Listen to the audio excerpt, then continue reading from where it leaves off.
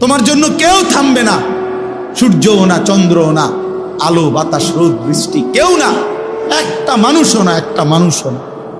এ দুনিয়া বড় স্বার্থপর, বড় স্বার্থপর। এজন্য বাপ আপনাদেরকেও বলি, যুবক তোমাদেরকেও বলি, তুমি নষ্ট হয়ে গেলে শেষ পর্যন্ত মনে রাখো তোমার জন্য কেউ থামবে না।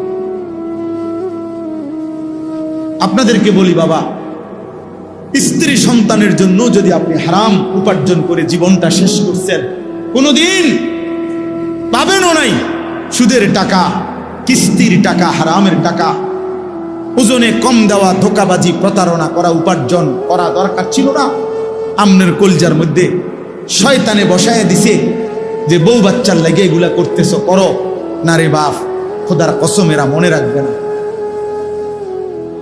এরা মনে রাখবে না, এরা কোনোদিন বলবে না, এরা মনে রাখবে। দুপুরবেলা জানাজা হইছে, আসরের পরে জানাজা হইছে, কানছে 2 ঘন্টা 4 ঘন্টা, জি পুত নাতি নাতনি স্ত্রী সন্তান।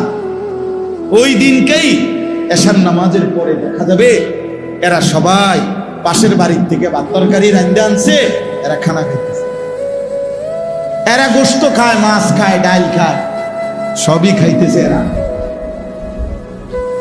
এরা না কানছে অনেক, ওই কানছে।